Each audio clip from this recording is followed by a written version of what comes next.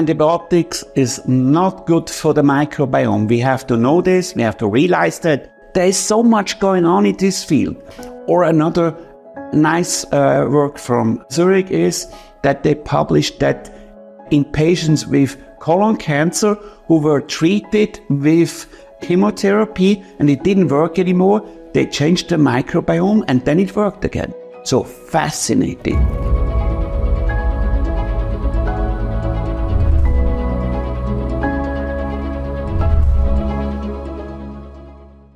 So welcome to the Longevity Code, which is a podcast of the Longevity Center Switzerland.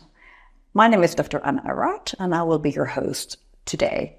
And I am so pleased to have Dr. Andreas Müller here today, who has so much experience in the field of gastroenterology, in lifestyle, and also, of course, in how we can take care of our gut, which then has a lot of impact on all organs, everything in our body. You have experience, you founded the Gastrocentrum in Hills, London, but you have, of course, a lot of experience in London, in England, in Zurich, all around the world. So it's such a pleasure to have you here today. Thank you very much. I have some experience with this field that we are talking about. I was sent to the States about 15 years ago, and since then I'm really studying this topic, and I hope I could be helpful today. I have no doubt that you will be very helpful, and I know that out of my own experience because we work together also quite closely with various clients and patients. And so thank you so much for being here today, and let's dive into it immediately. Microbiome, we read about it everywhere. It's in all the newspapers, magazines. What is microbiome? Can you say that or explain that in very, very kind of simple words? This is very important to know what the microbiome is all about. It's about 2 kilograms of bacteria, fungi, virus, and protozoals in the small intestine and in the colon. And we have found this very interesting years. And suddenly we had a chance by the lab to define this whole bacteria, what is the genome, and it's very different in every person. And you're saying 2 kilograms. 2 kilograms of bacteria, of protozoas, of viruses, of fungi. 2 kilograms. How is it possible? 2 kilograms and billions of different species. And each person has a different microbiome genome. And that's so interesting because you can see the one who is healthy and the one who is ill, and then you compare and then you think, there is a difference. And that's new because we always thought that the belly is a second brain and it's only nerves, but it's not only nerves. These microbiomes probably is directing the person to health or to unhealthy, to diseases. So we should take in consideration to look at this, and if it changed, perhaps we can change it back to the good microbiome. We don't know yet what's a good microbiome, but we have some ideas. Yeah, there are quite a lot of studies coming out right now, and some, of course, of better quality, some of worse quality. But in any case, this is a very, very, very hot topic. Also in the field of prevention and longevity, and whenever we're talking about increasing our health span or improving our quality of life. And as you said right before, the gut and the belly, the stomach, is kind of our second brain in many ways. However, we need not only the nervous system, but we also need all these bacteria, viruses, parasites. How can you analyze the microbiome? It's like with the genetic code of our genetics, the DNA that we have. With the new lab, we can find exactly which bacteria is with how much of this species in the colon or in the small intestine. And then it's very easy. You can look at the 90-year-old. It was just a publication 2 months ago that showed that the healthy old person has a completely different species of bacteria than the one who is already ill. So what should we do? There are lots we can talk about it, what you can do about this. And with longevity, it's not only about taking supplements for improving genetically, but it's as well supplements to change our microbiome. Yes, exactly. And this is what I wanted to get into right now and dig deeper into it, because when we're talking about longevity, ideally we're talking about optimizing health. So we're not even necessarily always talking about how to avoid disease, but really how to optimize. And there is like, when we nowadays look at like a microbiome test, when we're not talking about the genetics, but when we're just talking about, well, it could be genetics also, but when we're analyzing the bacteria and the microbiomes in the stools, we have something called a dysbiosis index.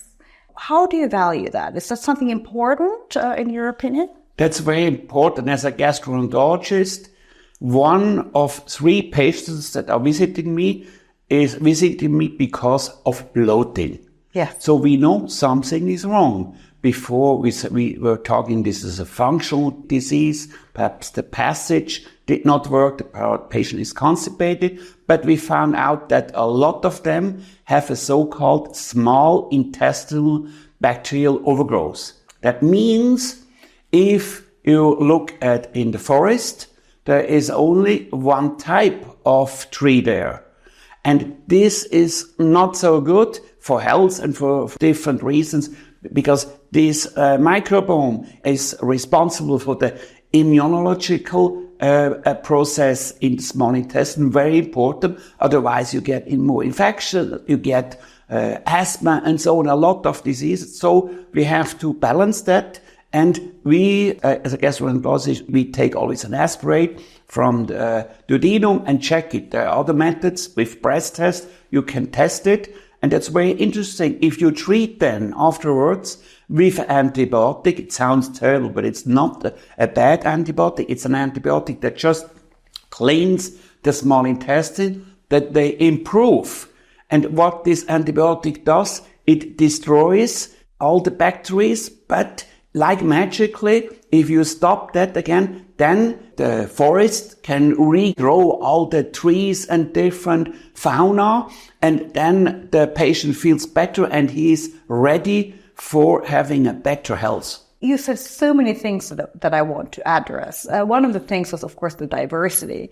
And we know even when we talk about fauna, when we talk about agriculture, we know that if you have a monoculture, after a few years, everything will be dead. And I suppose it's a little bit similar with the microbiome in the gut. If you only have very similar kind of fauna or bacteria or microorganisms, then it will not be good. You need the diversity. And maybe that's why the index is so important. Yeah, that's very good that you say this, because the people from rural area are healthier with their microbiome than the one who are living in the city. Why? Because in the city, there is more chances that you get antibiotics and not so healthy food. So it changes to the place where the microbiome is not so diverse and you get more disease. And getting back to also antibiotics. So we discussed that in SIBO, it might be necessary to take antibiotics.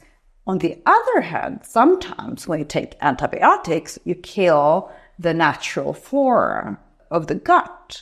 What can you say about that, in the sense that what would you do if you have to take antibiotics? How do you protect your gut? That's a very, very good point. Antibiotics is not good for the microbiome. We have to know this, we have to realize that. But you can, after having these antibiotics, you can have pre- and probiotics. Prebiotics, that's the way how you eat. And probiotics, you get then the bacteria in form from capsules or any type of drinks. Then you can this microbiome can then get to a better point. And even if you don't take any antibiotics, it's probably healthy to take these probiotics. We don't know which kind. Don't ask me which kind. If you go in the States, in a big shopping mall, you will see 20 meters of shops and shelves with probiotics. We don't know. We are still starting to know more about that, but we cannot tell which one. Of course, we found out that, for example, in colon cancer, we have already 2 years before the colon cancer is there, we have the wrong bacteria. There is so much going on in this field. Or another nice work from Zurich is that they published that in patients with colon cancer who were treated with chemotherapy and it didn't work anymore, they changed it. They changed the microbiome and then it worked again. Mm-hmm. So fascinating. Mm-hmm. And this is actually at the University of Zurich. I know that because I know also the PI, the principal investigator, and it's super fascinating. Great. Super, super fascinating. That's really so true. But, isn't there, like when you are on antibiotics, unfortunately, many of us at some point have to take oral antibiotics. But what about taking like fungal supplements, parenteral, as we call it? Or Yes, that's always helpful. The most common antibiotics as a gastroenterologist that I have to prescribe is to eradicate the Helicobacter pylori. Everybody knows if you have this, you have bigger chance to get ulcers in stomach and stomach cancer. So I have to treat it. Even I know that afterwards the microbiome is not so good. Yeah. And I know there is a lot of disadvantage. If you don't have the Helicobacter, you have afterwards more chance of infectious disease. You get more reflux, but that's the state of the art for the Helicobacter pylori that you destroyed. But I always recommend that afterwards you take probiotics and you take parenteral, which is the most common probiotic that I know of, and the insurance pays for it. So that's important. Clearly there must be quite a lot of evidence for that. And, just to be clear, obviously, we're talking about a fungi. And so when we take antibiotics and then supplement with a fungi, that fungi survives, in most cases, the antibiotics. So it's just trying to improve the diversity in some way, and the fungi are improving the diversity while we're taking antibiotics. So it's really important, I think, tip. And so we need to pay attention to that. In terms of longevity, because that's, of course, what we, in the end, are talking about, how to improve and how to optimize our health, avoid disease, but then also to optimize health. There's a lot of talk about fasting. So I would like to ask you, if I may, a few questions about fasting. And maybe first of all, what happens if we fast? Does it have an impact on the microbiome or not? It changes, and it's very interesting. We know in which way it changes. We know that somehow health improves afterwards. You lose weight, of course you lose weight because you are fasting, but you get better metabolism in the blood. You can check it.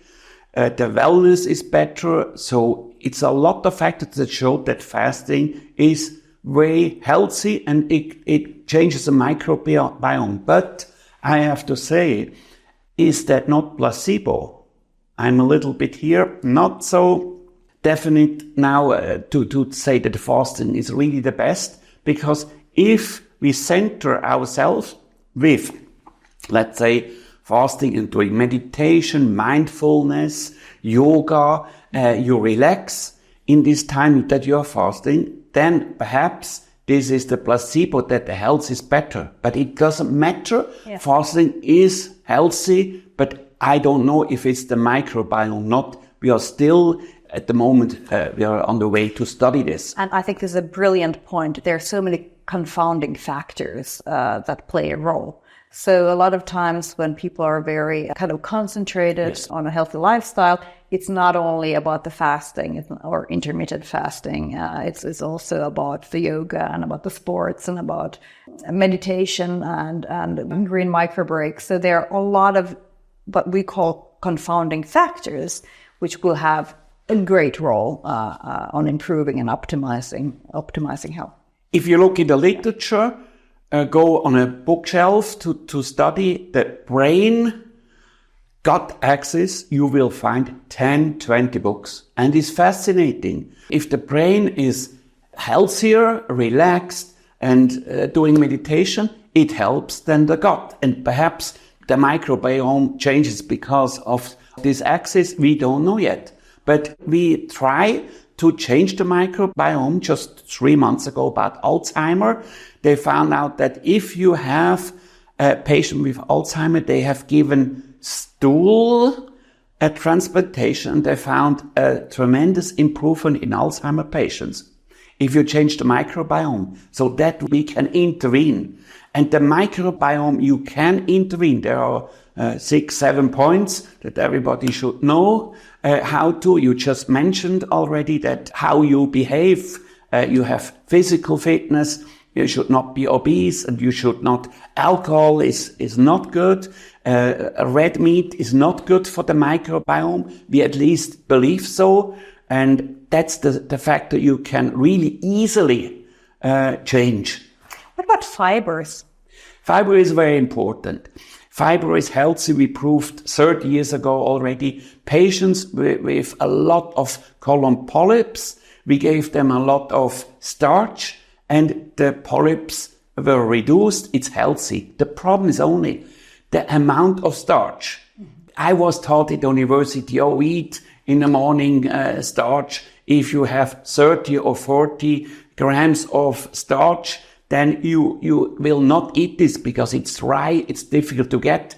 If we have this food like we have in Africa, where the food has much more starch, then it's very good. They have much less colon cancer.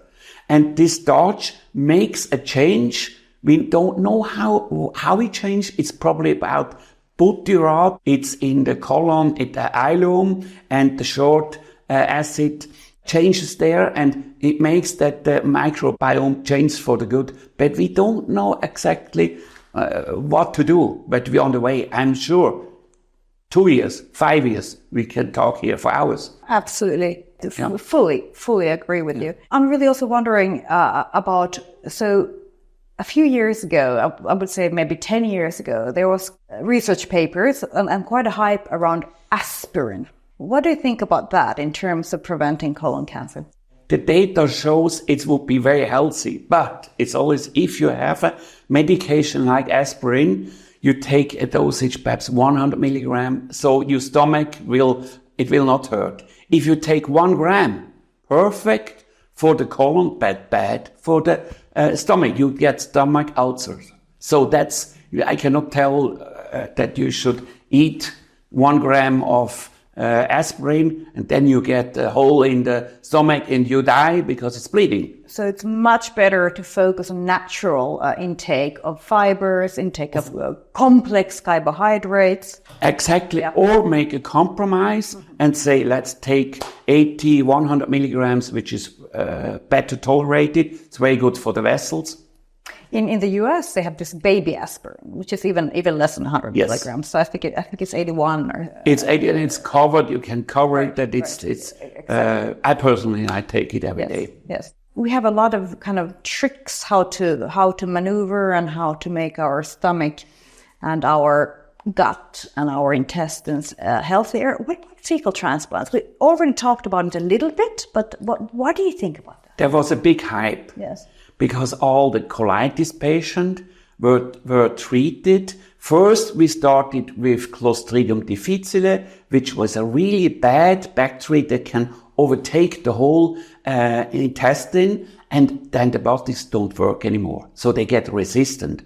So with fecal transplant, it's really a good solution in some patients. Not everybody, but the one who are resistant to antibiotics. So they thought, okay, colitis, that's the next step. Unfortunately, there were some people who died because of transplantation with the stool, and we have to find out why that is.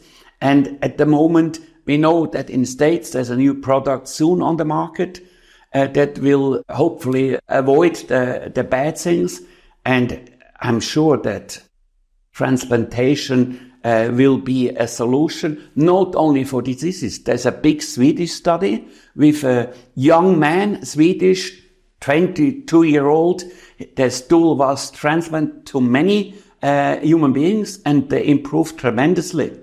So probably a young person has the better microbiome. And as you get older, it gets worse. So you should have a chance to change this. We don't know. There's a lot of studies going on, and I'm very interested to follow it. And the longevity, this is for me, I believe that getting to die, we die because of several diseases. And infectious diseases are a big amount of it. And so if you can avoid that all the amounts of diseases that you can get, the cardiovascular and overweight, so that's all. You're not overweight. Look at yourself. You're my BMI is too high. I know that you go swimming every morning. No, 3 times a week. But still, I had a chance to study this in the last 10 years, what to do to be fit for the elderly home, that you can avoid that you have too much attention. I make jokes. We want not to get older, but in a better quality. And I do everything to do that about the microbiome as well. I try to see that we treat this microbiome like I treat my body. I take my blood pressure tablets, but I look for my microbiome with eating, with the prebiotics and the probiotics. A lot of times, not in everyone, because you have to actually analyze also, of course, the microbiome, but Bifidobacter and I think Lactobacillus, they are, in most people, they're something that we really need to really, really pay attention to. But again, it's the diversity that makes a difference. So I couldn't agree more. The last question, but not least, well, we talked about fasting and also intermittent fasting. What about these new medications like Ozempic, for instance? What do you think about those in terms of, as a gastroenterologist, specialized really in the gut, in the stomach, in the pancreas? Are you afraid of these medications for weight loss? What do you think? I think this is a really big chance for human beings because it's really tough. If you're overweight, then your metabolism is slow. Until now, we have these gastric bypasses, which is quite intensive for the body, and we don't know the long outcome. The vitamins and so on, they are low, and it's difficult. With this injection, we have now several products. I don't want to make any commercials about it. I have to declare no interest whatsoever. I have no financial interest. So me too. But I believe it's helpful for the one who have a small amount of diabetes, and it's a good addition to the other medication. And we don't know yet how healthy it is, how is the outcome. But I know the metabolic syndrome. This is the most important disease that we have to fight. Lots of patients come to me to check the colon for colon cancer. And if somebody comes to me and he has 120, 130 kilograms, and then I say after colonoscopy, you're fine, next 10 years, nothing happens with the colon, I have to tell the truth. I say, listen, it's not my topic, but I look at you, I'm a doctor, have to say, you have to do something about your weight. Mm-hmm. And you can change that by either having appointment with the metabolic specialist, or you do already change perhaps of the pre and probiotics that will change the microbiome. We don't know yet. Perhaps we don't have to inject anymore. We have to change the microbiome, which will be probably cheaper and which will be healthier. Absolutely. I think the more natural, in a way, the intervention, the more potential it has long-term also to avoid yo-yo effects and so forth. But you haven't, in your patient pool, your client pool, you haven't noticed more pancreatitis or pancreatic problems with these new medications? Have some side effects for the gut. The transportation to the gut is slower. You feel, if you take higher dosage of this medication, you feel like a pain in the stomach because you are fuller. And so the patient is always shocked and says, oh, something is wrong with my stomach. But most of the time it's just a passage through the stomach is not so good. And you get this pain. And then you get the brain, oh, you should not eat so much. And you get more constipation. Yeah. But that's important to know. Yeah, important. Yeah, absolutely. If you reduce carbohydrates, and that carbohydrates, by the way, is for the microbiome not good, we believe, and you should not take it, but it's good for the transport of the stool. And particularly complex carbohydrates. Obviously not sugar. We're not talking about sugar is sugar is the worst for the microbiome, for health and so on. Yes, exactly. But then this is even a bigger field than the microbiome. Next time. Dr. Andreas Müller, it's always such a pleasure to talk to you and to learn from you. It's been so insightful. Thank you so much for being here today. Thank you for the invitation. Anytime. And the Longevity Code will continue. We will have more experts coming in addressing other topics around longevity. So looking forward to seeing you in a few weeks' time.